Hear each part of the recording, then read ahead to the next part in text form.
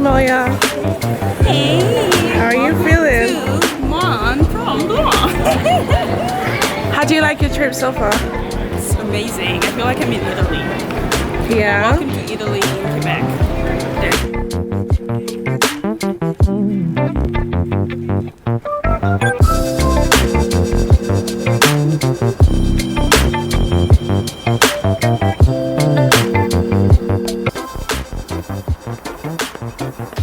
Hi friends, welcome to my channel. Welcome back and welcome, because this is like the second video I'm going to post now, inshallah. It's also Eid today, so Eid Mubarak to all our Muslim friends around the world. You probably not see this video during Eid, but I'm wishing you Eid Mubarak because I'm shooting this video during Eid. So yeah, welcome back to my channel. If you watched the other video and you liked it and you subscribed, which means you're seeing this video, if you're just coming in for the first time because you probably saw this video somewhere on the internet, thank you for coming. I hope you subscribe, you like, and you... what do they do with YouTube videos again? Oh, you leave a comment and you probably share it if you like the video. So in this video I'm going to kind of be doing a recap on my trip. I recently went to Montreal. It's in Canada. Yeah, I live in Toronto, by the way, again, just in case you don't know me. But yeah, I'm going to be doing a recap on my trip to Montreal and just sharing some things that happened on the trip, and also yeah, that's basically what I'm going to be doing. I'm saying this so you kind of know what to expect from the video today. But what? Okay, I'm gonna edit the video, right? So yeah, you're gonna edit the video, but yeah, don't talk too long because it's gonna frustrate the fuck out of you. Oh shit, yeah, that's true. So first of all, I had planned to in fact I'd actually recorded a video prior to today, and I'd recorded with my friends, and we set the camera rolling, it was rolling, and then we sat down and all that stuff, and we had a very good time recording. And then we pull up after recording the video, after we thought that we recorded the video, and we showed up to check and stop the camera, and we realized it didn't record. I don't know how I felt, but it was like so annoying to realize that all that good stuff we had shared, and all the banter and all the laughter and all the food we had shared was not recording, but we had a good time, so that's all that matters, I guess. So yeah, it's COVID like we all know, and I took a trip with two of my friends to Mont Tremblant.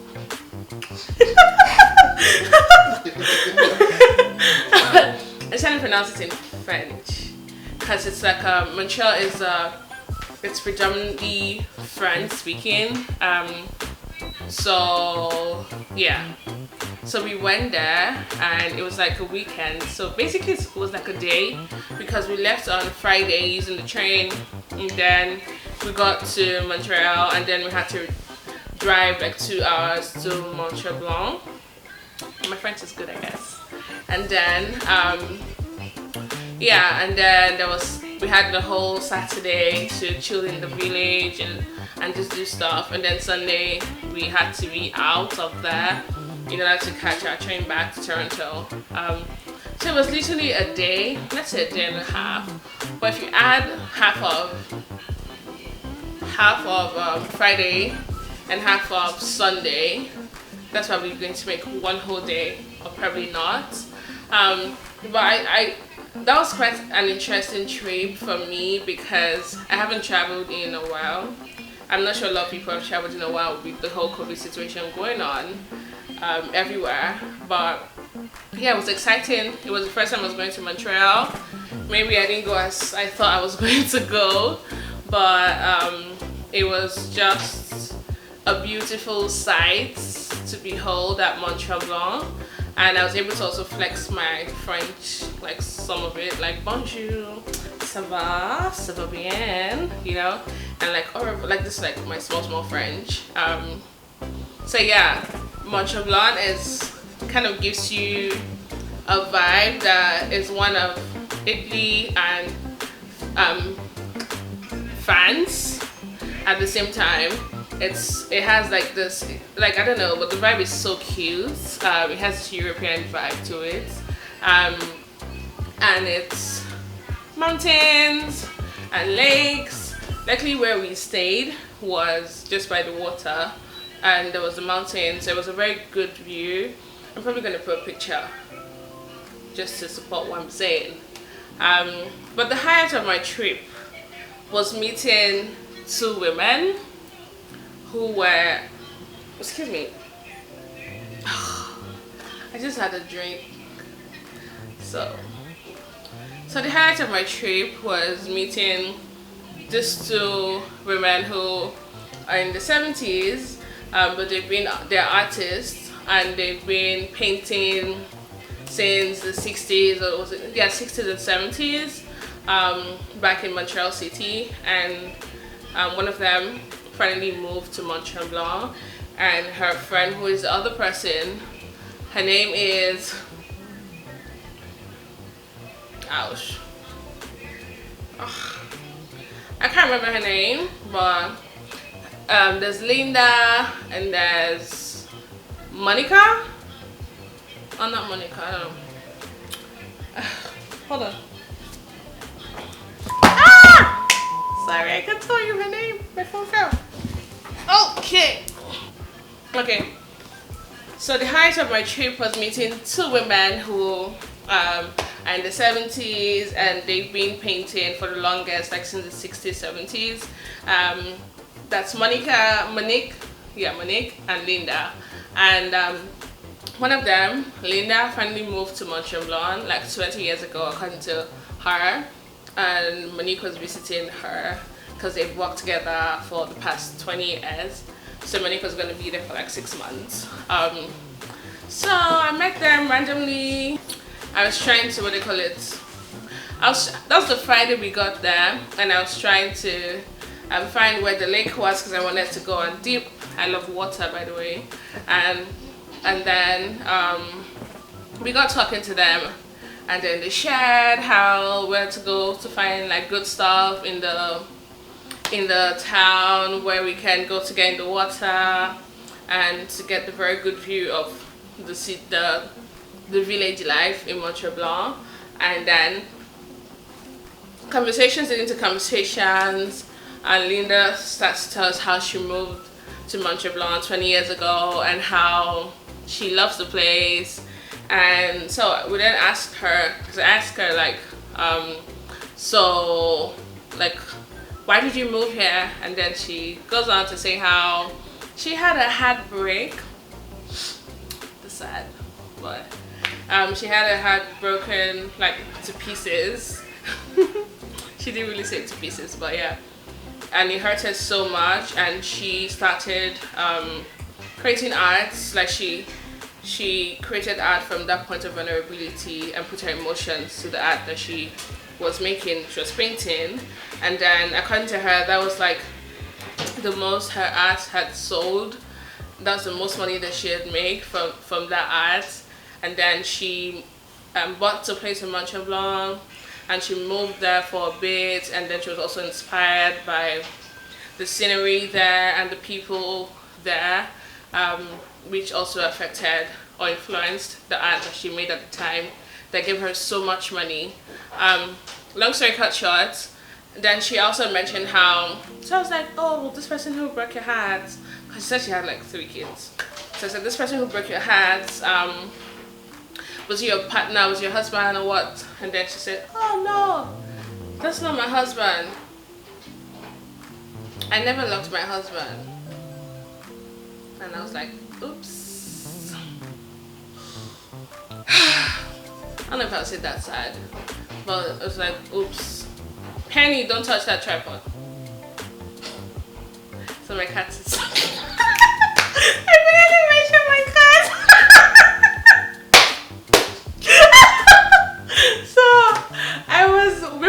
when we set up this thing to shoot, yeah, I was telling my friends how I don't think my cat is that kind of cat that I can bring up and say, oh, I have a cat, blah blah blah, because she's too don't touch me kind of person.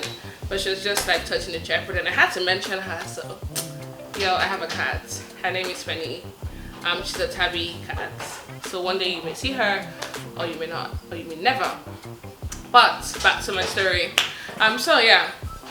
So she said the person was not a husband. She never loved a husband because she was afraid of him, which is like, oh wow, that's interesting, you know. But the person who broke her heart is the man who she had met after she left her husband, and unfortunately he went away with some other person. He started seeing some other person, and that really broke her heart and all that stuff. That was the highlight of my trip, and I think it was the highlight of my trip because it really got me thinking, you know. I was just reflecting on how on relationships in general, and how sometimes what we call the big love of our life that we're waiting for, how it means different things to different people, how people experience it differently. Some people experience it in the beginning of their life, some people is in the middle, some people they experience it more than once, some people it's like after once, after twice, after thrice. Some people just never, you know, never experience that big love that everyone wants. Me too. But yeah, it's like, I don't know, it really got me thinking so much. And another thing that struck me from the story that she had shared with me, God bless her soul, was how it's quite, I don't know how to put this word, but you can't really separate being human from art, you know, because we have to understand that why people connect with art most of the time is because they can excuse me, they can feel, or they can like connect to the emotions that the artist has kind of involved in their art. So as artists, or as people who create content or create whatever you're doing, I personally feel, and I was just like having those thoughts in my head, and I also wrote down some of it, like how it's important to not be a robot while creating, you know.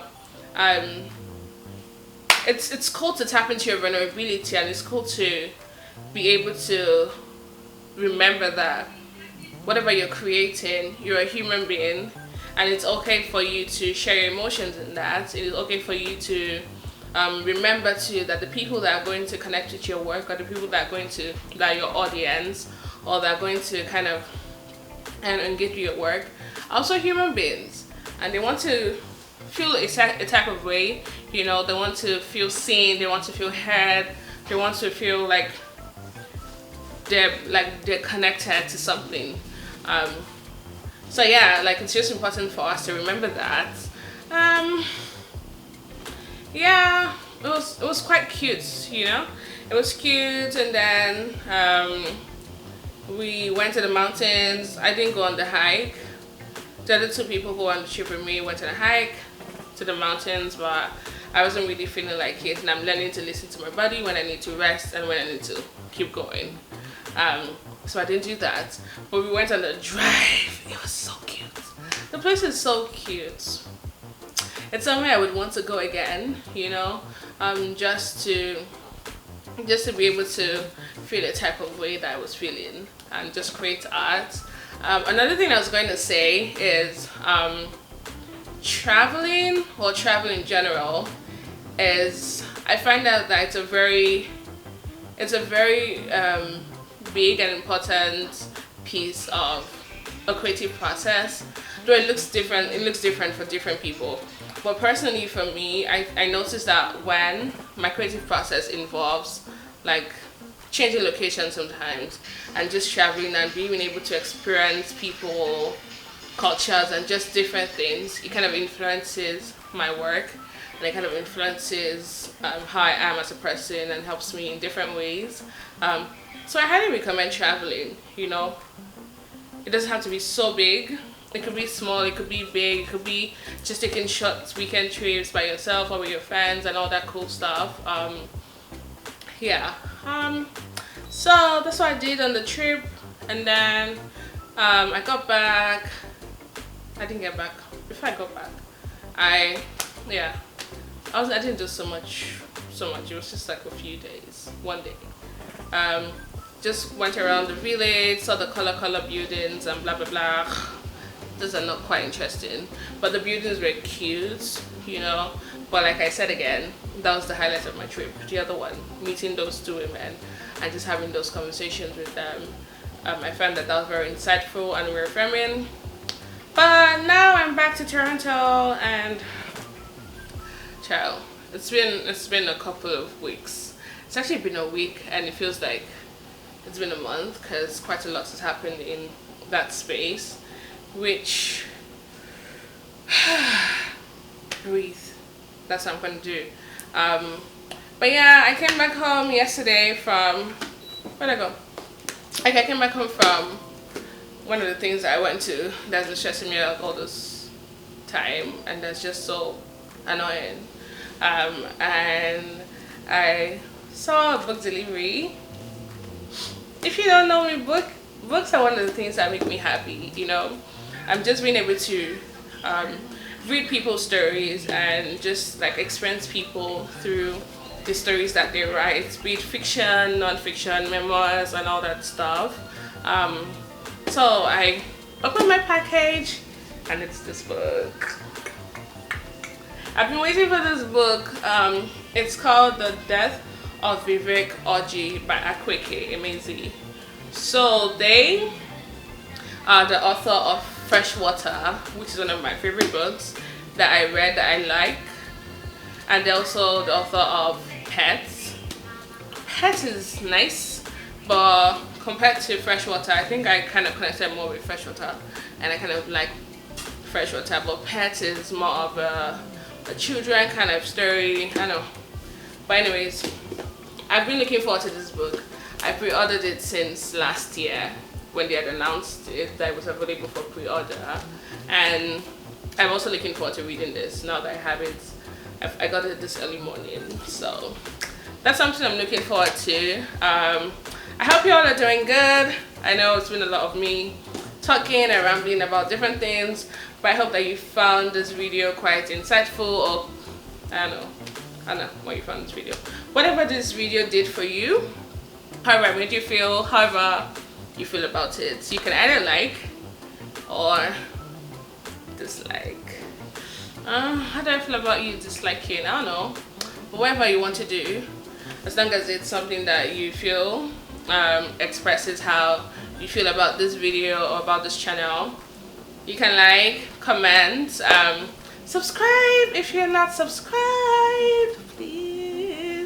Please subscribe, share, and yeah, the channel is going to basically comprise of different things. It could be story times, interview series, and vlogs sometimes. But man, vlogging is not easy. I tried it on my trip and I was like tired already before I even started, so I'm not sure about vlogging. But I'm gonna try as much as I can to just do how I'm being led to do and create however I'm being led to create, and I hope that you find it insightful. But if you have any idea of what you think you want my opinion on, or you like me to share on this channel, I'm open to that too. But for the most part, it's like a combination of different things, because yeah, I'm a combination of different things. Well, yeah. Thank you for watching. This is Fury Fumbles channel. This is my channel, I'm Fury Fumba, and thank you for watching this video. Again, like, subscribe, do whatever that expresses how you feel about this channel. I'm telling my friends about the girl that likes to talk so much, but she has very cool stuff and insightful stuff on this YouTube space. Let's grow this channel. Thank you. Bye. That's how they say it, right? Bye bye. Toodles. Bye. Bye bye.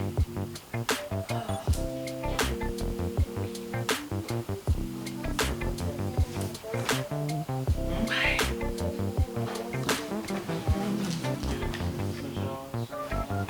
The video and please like, subscribe, and comment. I guess the video has ended.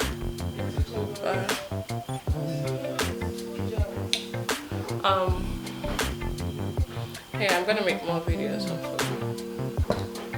Until then, enjoy. Okay, I forgot to say something. Follow me on Instagram. I'm not active on Instagram right now, but you can follow me on Instagram. I'm kind of active on Twitter, so follow me on Twitter. I retweet stuff. And my retweets are not like totally saying I agree with everything. It means different things. But you can follow me on Twitter. You can follow me on Instagram at FuryFumba. And you can send me emails to at furyfumba@yahoo.com. Bye bye.